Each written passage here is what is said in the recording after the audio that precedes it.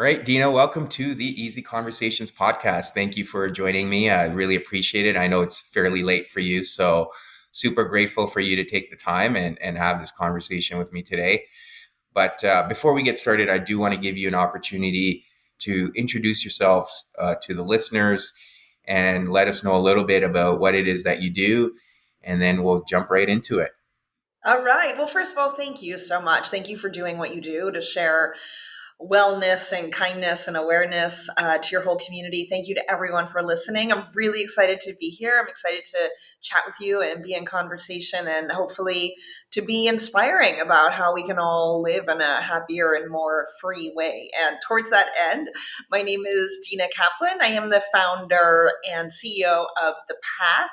And we do three main things. I am a certified meditation teacher, and I lead a beautiful meditation teacher training program that I actually taught last night, which I absolutely love. So it's a 3-month certificate meditation teacher training program.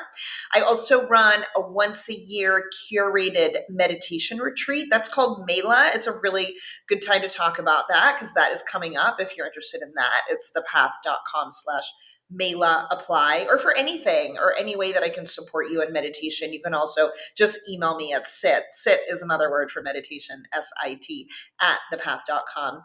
And then we also have a wonderful meditation course that was my dream to create for about 8 years. It's called 30 Days to Meditator. It's at thepath.com/30 days. And the idea here is to teach people how to meditate in just 30 days for the rest of their lives without needing an app. So that if you want to meditate or feel more relaxation or calm or freedom or whatever might bring you to meditation, you don't need to turn on your phone to do that. You don't need to choose a teacher and a time and a length. You will have a whole variety of meditation techniques that you can do on your own, however and wherever you want for the rest of your life.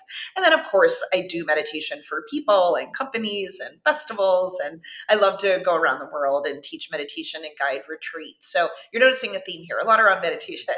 And I also write about meditation for a bunch of different publications. So I kind of feel like my legacy right now is to share more calm relaxation and freedom and empowerment and choices for people all around the world. Yeah, well, that's amazing. And just out of curiosity, why 30 days? And I'll put in a plug here. The reason why I ask is because I just released my book and it's focused on 30 days to self love. But I want to understand why 30 days, and I can share why I thought of 30 days on my end. Yeah, well, congratulations. That Thank you. is awesome. And self love is huge. So I'm really excited that you're doing that. The world needs that. And I can't wait to read your book.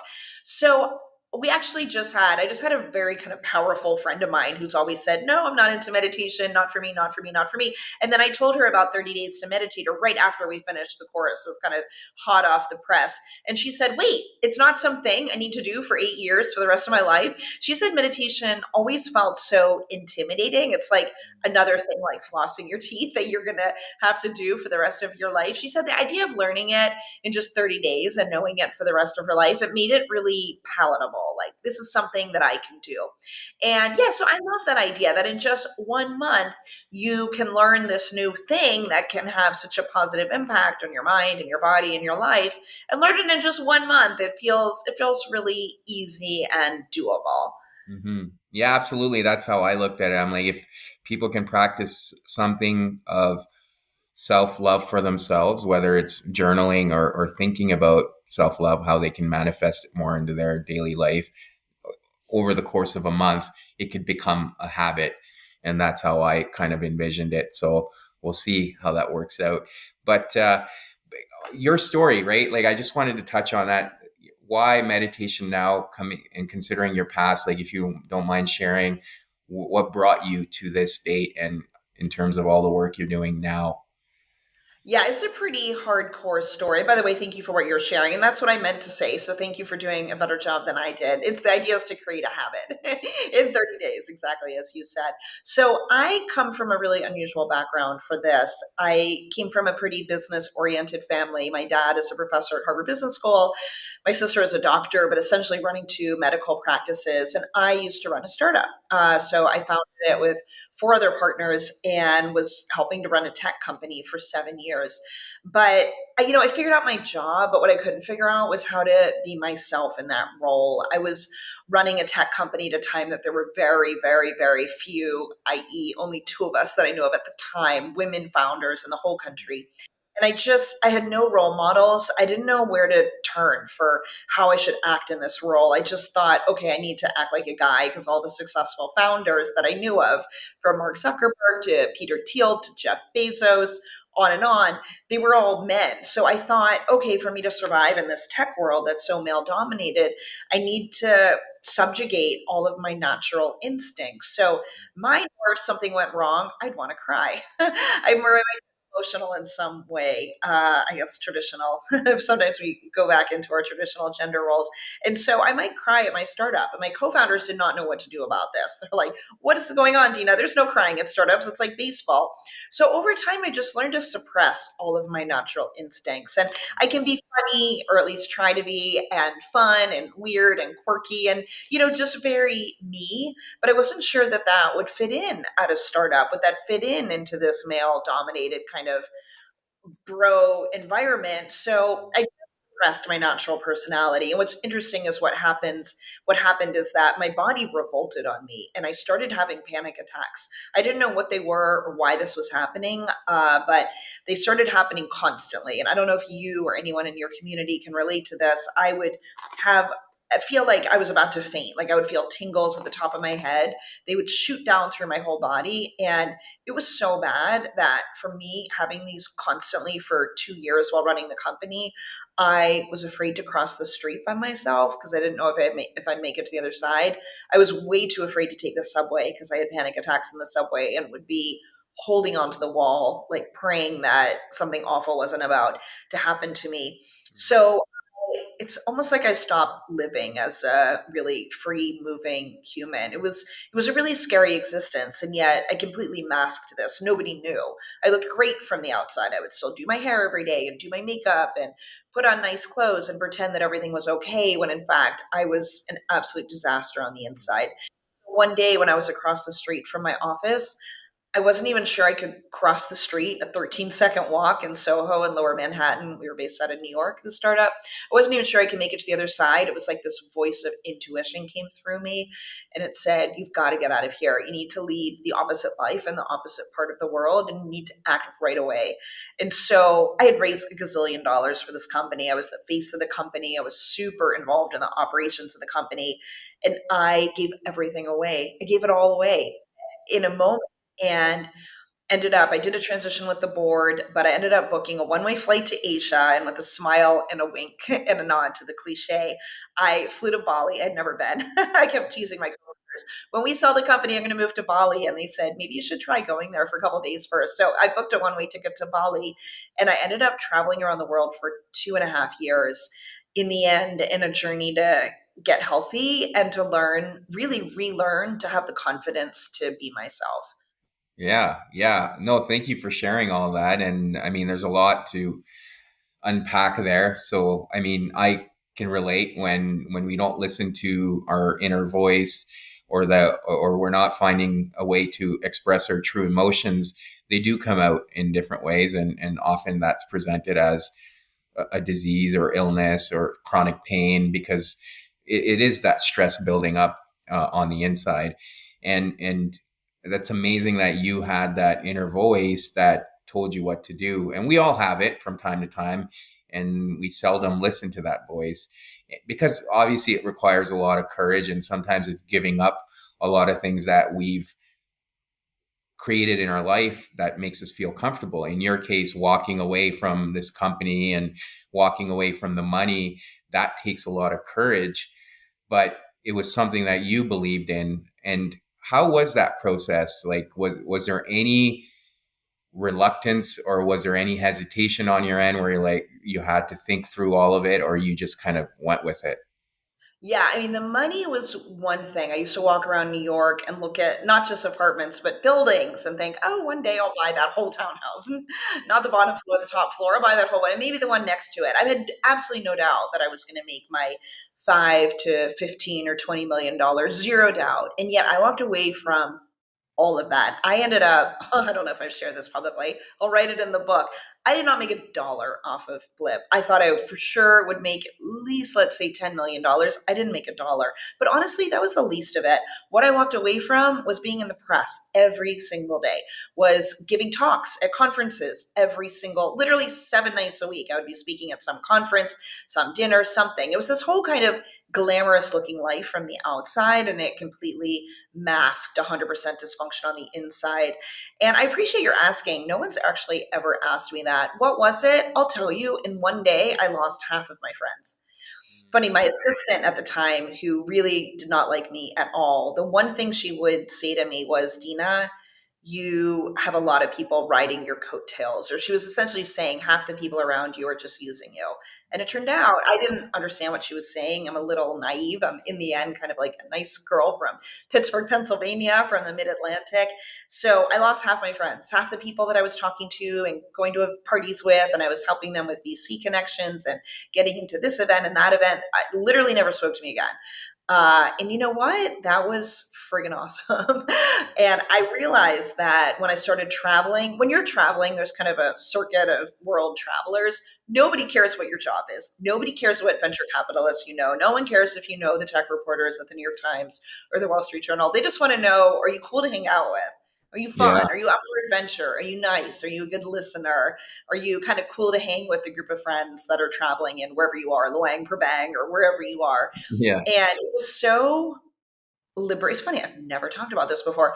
It was so liberating to have people just like me for me, not for what I could do for them. Not, I've always had, and we can maybe talk about this in a little bit because it's probably relevant to my own story. I've always had this really big insecurity. It might be why my first job was at the White House. My second job was at MTV News. My third job was as a TV reporter. Even if I wasn't good enough to talk to at a cocktail party, whatever job I had, I could kind of hang my hat on that and know that I was interesting enough because I could share stories from MTV at the time. That was Yeah. cool. A long time ago. So now, for the first time, really for the first time in my whole adult life, I just had to be me. I just had to be Dina, and I had to be someone that was cool to take a walk with in a night market in Asia. And so that ended up feeling scary and absolutely awesome, totally liberating. Yeah. Yeah. Well, I think there's something to be said around expectations that we place on ourselves, but often are subconsciously coming from our family too, right? Or our parents. I know I took on a lot of it from my parents, but as you mentioned earlier, your dad's a professor at Harvard, and your sister's a doctor with two practices. So, like, when you're surrounded by that, you almost want to also step up or do things to kind of fit in, right? And then we put that pressure on ourselves, and it doesn't matter what we end up doing. I think that's what we end up realizing later, right? And to your point, that's something you've realized in your adult life, that perhaps it's not about what you do; it's about how you feel regarding what you do, and that's important. So I don't know if that kind of resonates or if that's something that aligns for you.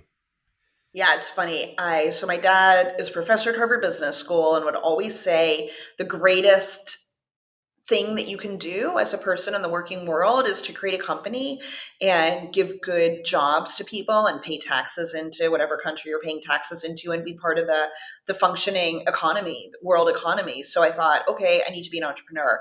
The truth of the matter is I'm not really so well suited to being an entrepreneur because a lot of that is management and you're in meetings and you're running finance and doing your books every month and all of that. So it's funny, I'm probably a better writer. And my parents said to me about 10 years ago, we always thought you'd be a writer. Like, oh God, you're absolutely killing me right now. So yeah, we're just meant to do be ourselves. It's funny, I wrote an email to the Path community today to promote my friend Ozan Viral's book, and he's writing a book that actually came out today called Awaken Your Genius. Like how to do a better job just being yourself. And I feel like we could all take lessons in that. How can we take a lesson in having the confidence to be yourself? Yeah, yeah, no, absolutely. And I guess as part of your journey, then, going to Bali and then traveling the world for 2.5 years, one of the things I've learned through travel is, it gives you a different perspective. And to your point, you also met other people. You get to learn about people's stories. But I think just just exploring makes you realize there's so much more to life than just being cooped up in an office or trying to make money or raise money for that matter. What was your experience like? What were some of the main realizations you had as you were exploring the world? Thank you. By the way, you're the best listener ever. 2000 props to you for Thanks. that. So, as I began traveling, I had some really profound things happen. And I'll echo back what you're saying. My friend Gary Rabkin wrote to me one day, and I said, I'm learning so much about myself. I'm learning about the world, but I'm learning even more about myself. And he said, you take a fish out of the water, you learn a lot about the fish.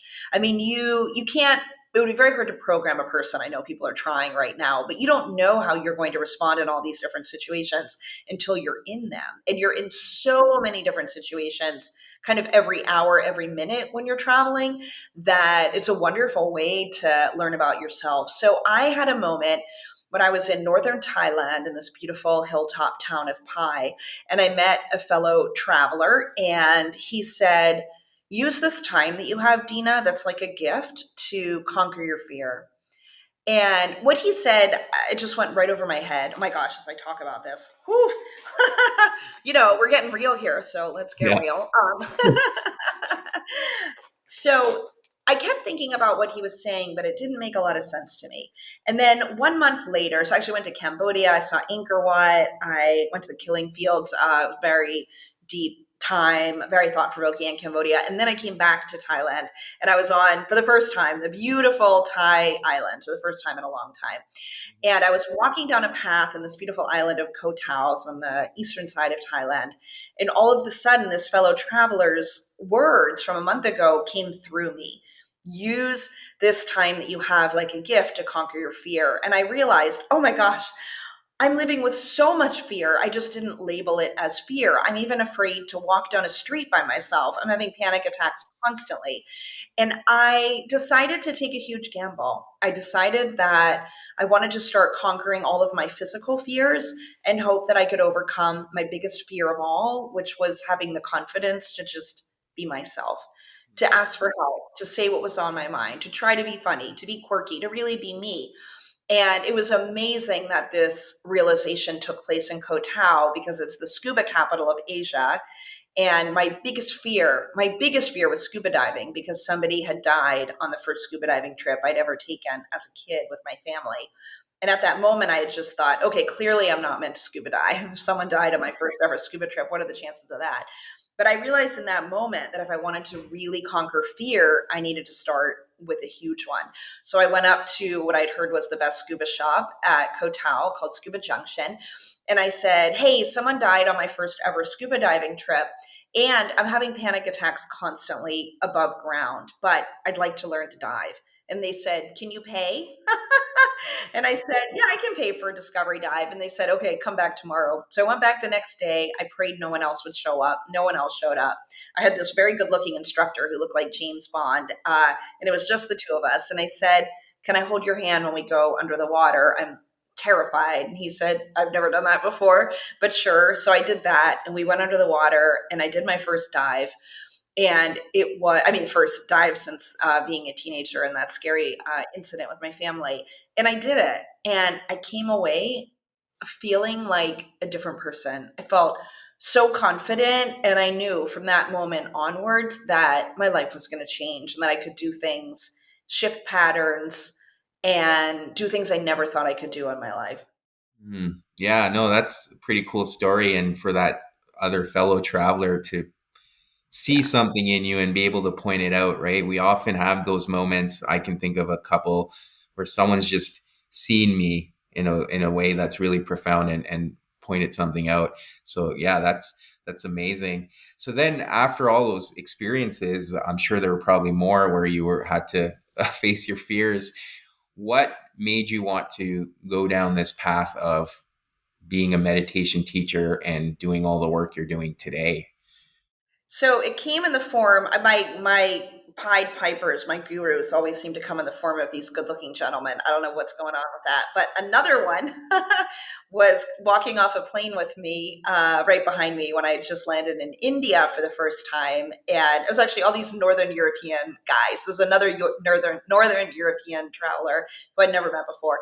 And as I'm walking off the plane, he said, "What's your plan for India?" And I said, "I don't know. I'm actually pretty afraid to be here by myself." And he said, "Well, I'm going on a retreat. Do you want to come with me?" So I actually thought he was asking me on a date. I said yes.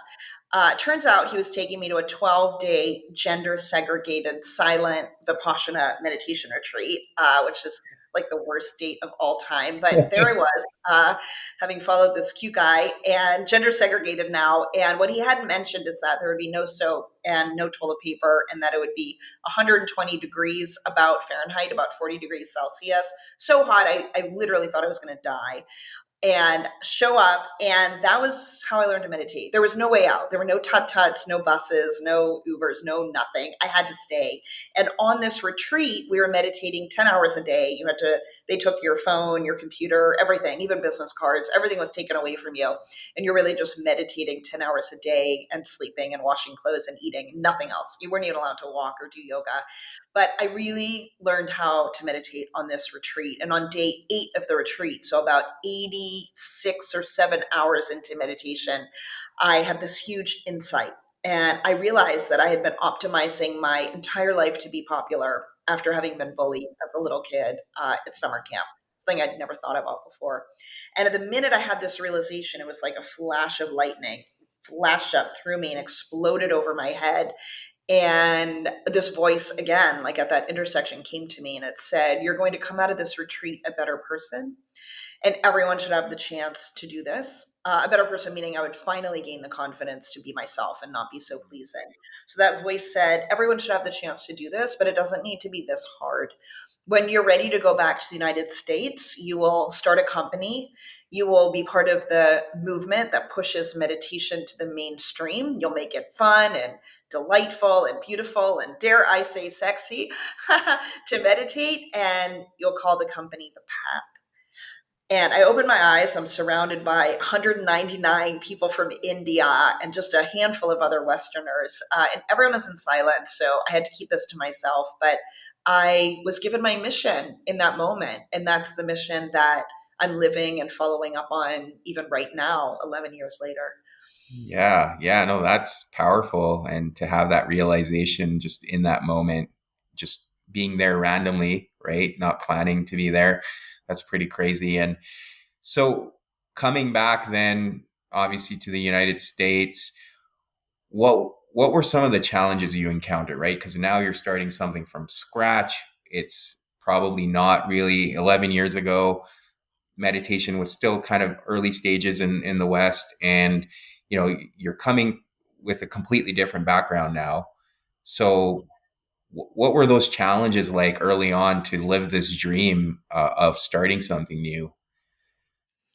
Yeah, thank you for asking. I mean, it was a dream and a nightmare because when I was helping to run Blip, my first startup, the tech startup, I thought the one thing I'll never do again is run a company. Never. And then when that intuition came to me, I thought, oh my gosh, you've got to be kidding me. So it was a dream and a nightmare. It is a great way to scale something. I do think if the Buddha existed today, he'd either give a big TED talk and talk about meditation that way, or he'd probably be running a startup and scaling his teachings through online courses. That's what I believe. So I knew it was a great way to scale what I had learned. But thank you for asking about the challenges. There were massive challenges. The first one was working again because I had Mm. gone from working absolutely nonstop, nights, weekends, the whole thing at Blip, to not working for 2.5 years. I learned how to hula hoop. I actually can still, I think, get a hula hoop over me. I learned how to do the fire dancing, the poi. I got really, really good at Italian. Like I was just used to learning things, living this playful existence, making friends in a little island off of Sicily, and then having, experiences with them, and then going to Fiji and meeting another set of friends. So I was living this kind of dream existence. Now all of a sudden I am friggin' in it. I have people that are working for me. I didn't really raise money. I raised a tiny bit of money, but I didn't raise enough to pay people. So now I need to generate revenue to pay the people working for me, run a website, get people to go to this weird thing called meditation that was not a big thing at the time, everything they're saying. And then I had a really, I guess I've been talking about this before, I had essentially an abusive co-founder at the time, a really mean, very difficult co-founder. And I just wanted to be nice. At that time, I thought being Buddhist, being a meditator meant just being nice. Now I know it does not mean being a doormat. Monks have to sue other monks and other people if there's trespassing or issues with the monastery. So you can be fierce and a Buddhist. You can quote me on that.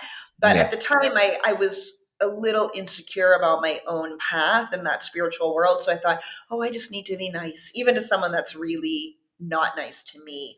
So I was suffering. It was really hard. But I was used to working it. I've always been good with the press. So I charmed a New York Times reporter, and she ended up putting us on the front page of the New York Times style section.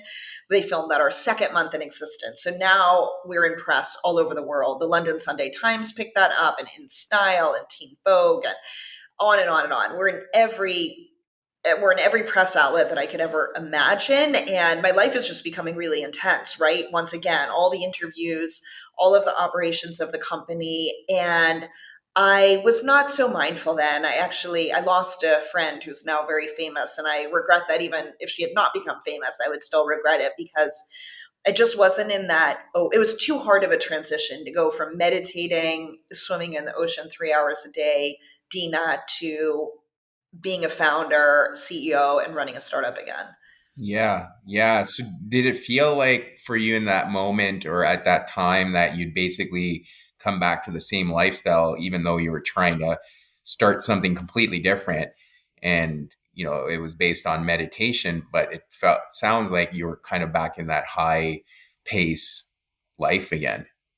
I definitely was. So there I am. I'm publishing articles. I am speaking at events. I'm on podcasts. I'm doing the press. I'm doing the operations. I'm living this ironically kind of fast-paced lifestyle. It just happens to be centered around the field of meditation rather than in the tech world. So it was a lot. And if I look back on that girl, sorry, I call myself a girl, I did let go that co-founder, and I'm so glad that I did that. That was a huge stand for kindness. And I shifted some things around about the company, and just every day I had that fear journey that I'd been on was real. I went from the scuba diving to moving into a place in Laos you can only access by zip line because I'm terrified of zip lining, and then doing this terrifying bungee jump off a bridge in New Zealand. I had conquered every physical fear. And so I was at the point where I was ready to practice being myself. And so that meant being vulnerable. That meant being quirky at work. And that meant each day, or at least each week, or at least each month, practicing being myself now as a leader. And honestly, it's something I'm still practicing, but I'm pretty vulnerable. I'm vulnerable with my team. If I don't feel well, I'll say so. If I need help with something, I'll say so. But for me, that's definitely a journey. Right, right. So it sounds like, earlier on when you were doing that startup work and suppressing your emotions, now it's important for you to be vulnerable and be open about what you're experiencing and asking for help, which is something you said you promised yourself. So, yeah. So, I mean, obviously, it's all a work in progress, and we're all figuring it out, right? And then you've said the importance of being yourself is so crucial for you, and we kind of hear that quite a bit in the media and everywhere. Be yourself, be yourself. And I mean, I kind of have an idea what that means, but what does it mean for you to be yourself? And how is it different than what is so cliche in the media of being told to be ourselves? Yeah, it's a good question. And I'll say that I don't want to say I struggle with it, but I'm very mindful of it because I've also taken the Buddhist vows. So, yes, be yourself, but also do no harm. So, do no harm with your language, but also do no harm with your actions. I actually realized a point of vulnerability, not to get too vulnerable, but we are going there already. A point of vulnerability that I have is that I'm so careful to not do any harm with my voice, which is part of the Buddhist vows, that if I'm very angry at someone or hurt, let's say in a professional context, I won't say anything. I won't say anything. So now I've done no harm, but they can probably feel and know that I'm mad and I'm angry. And I think part of my own practice will be to express myself. That felt badly when I felt hurt when to express myself and have enough confidence to do that and not worry so much how the other person will take it, rather than just not saying anything, because I will have a tendency to just clam up if I am upset. So at least I'm not raging. I'm not raging. I'm not mean, but almost to a fault. So for me, I know myself. I will tell a ton of jokes, and about half of them will be funny. So if I'm myself, what does that mean? That means I'm like, not to date myself, but I'm kind of like a Naked Gun movie, right? I was like, keep trying to be funny. I'll say things that are a little weird, quirky. I will need time off. I love to take at least 24 hours off every week. I don't always do it. I seek to do it. And I mean a full 24 hours off everything, phone, computer, all digital. So I'll say if I need that, I'll know. Like today, I knew that I wasn't feeling well. We're about to produce Mela, so I've got a million gazillion things going on in terms of production and marketing and all of that. And I could feel in my body as a Vipassana meditator, I could feel, oh, I feel stressed. So rather than working inside, what is being myself? That meant I can go outside. Maybe that's not a big move, but the old me would not have done that. The Blip TV startup Dina would not have done that. But I went outside. I'm in Savannah right now this week, so I went to a beautiful field outside Forsyth Park and kept my phone, so I was able to get some work done. But I looked at the trees. I was able to kind of do some fun things. I went to a chocolate shop. So it means taking care of myself, not just powering through, sort of following my own intuition as to what's healthy for me and what's not. Yeah, yeah, for sure. And I definitely agree with you. I mean, to be able to express ourselves, I think often we get told, or the messaging we receive, as even being angry is a negative emotion. But I think being angry is fine. It's how you communicate it, right? And there's being assertive, not raging on other people, but expressing yourself. And I think that's the idea of being yourself. That's at least what I've integrated into my life, is speaking my truth, whatever that may be.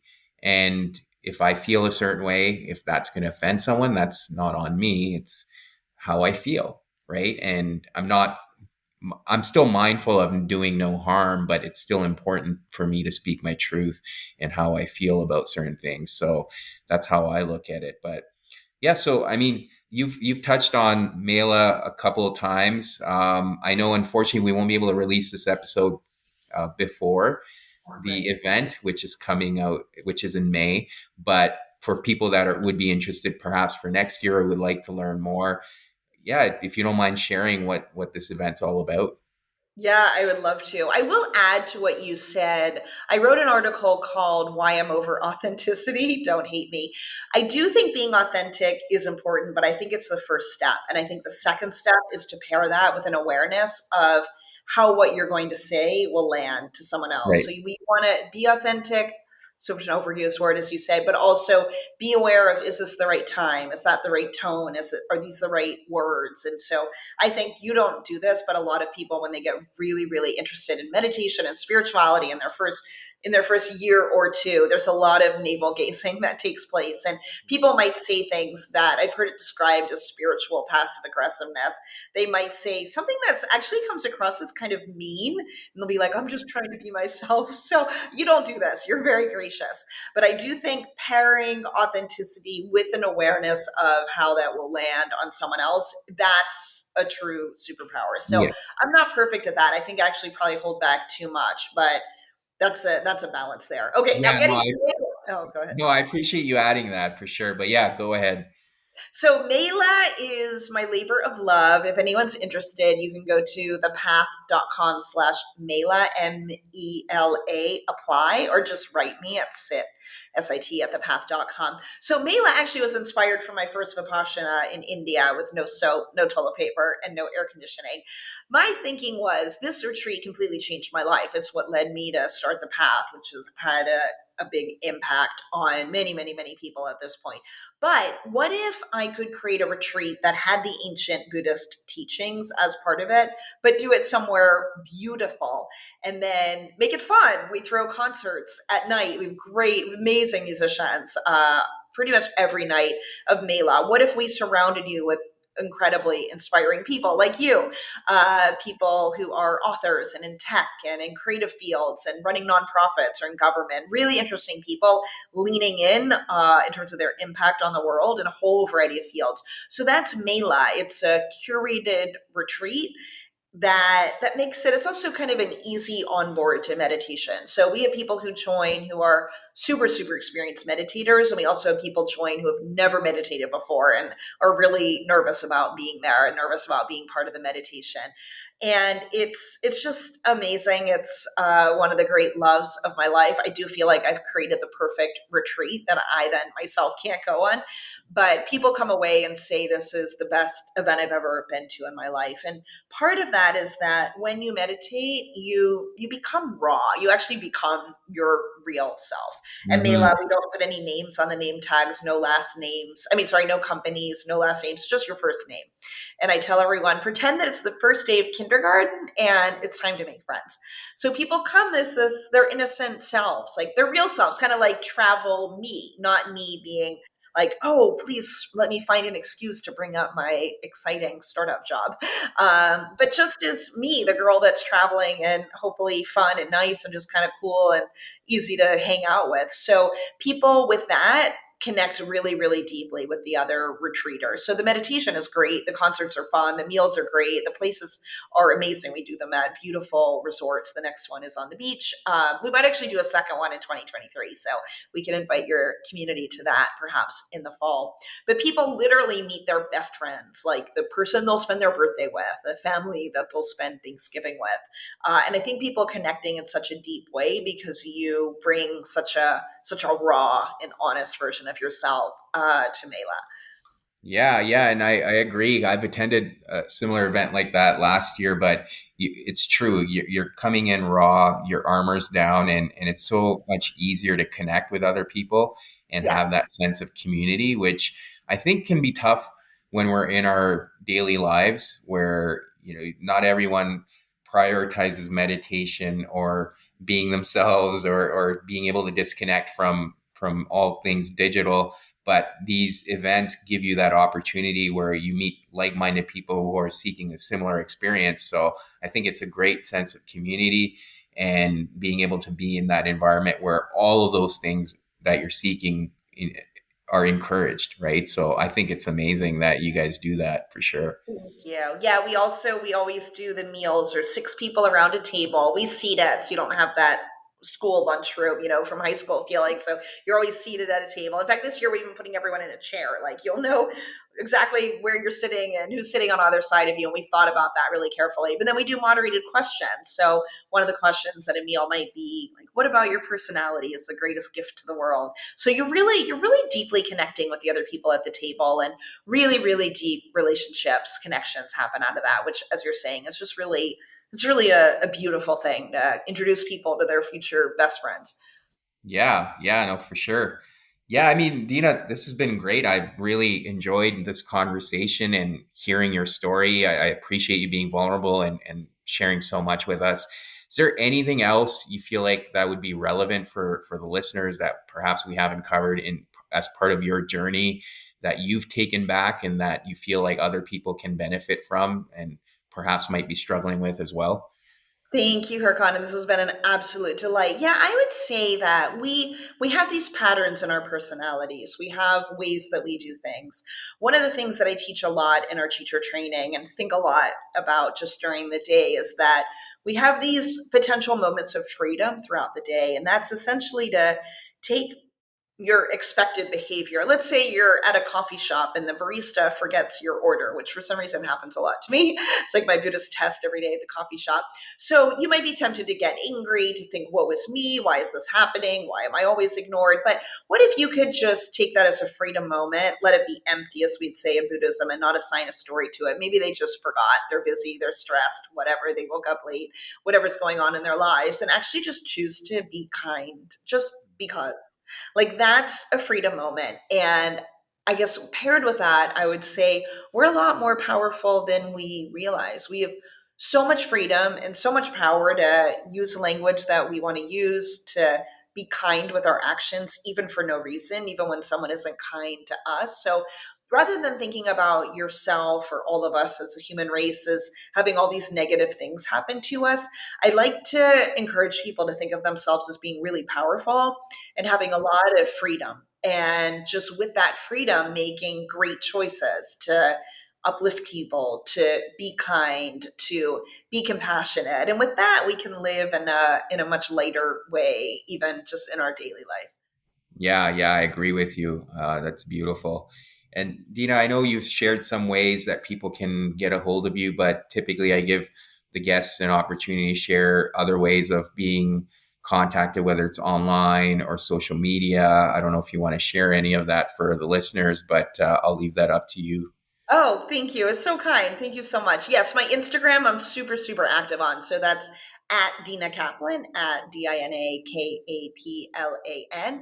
So yeah, please follow me there. I'm super active about that. We'll put our teacher training programs up on there usually, I think most of the time, or at the dot path. The path, my company is at the dot path. So we're really good about it there. And yeah, just email me if anything strikes you. Sit at thepath.com. When I do incredible podcasts like this, we usually get a lot of emails, and it's really moving. And I want to help people. I want to help you. I want to help people to feel more powerful, but also to feel more relaxed and to live with more delight and joy. So yeah, please feel free to reach out to me. Oh, and actually, probably the best thing to do is to go to our site. It's thepath.com, like a path in the woods, thepath.com, and just sign up for our invitation list. We don't send a ton of emails at all. We usually don't even send two a month, but we will invite you to some cool things, and we'd love to stay in touch that way. Yeah, that's perfect. I'll put all of that in the show notes so people will have that. But Dina, thank you again. I really appreciate you taking the time. I know you've got a busy schedule, so appreciate it very much. Thank you. You're the best interviewer and listener, I think, in world history. So I tip my hat to you, bow my head, whatever that expression is, Furkan. Thank you so much. Yeah, I appreciate that. Thank you.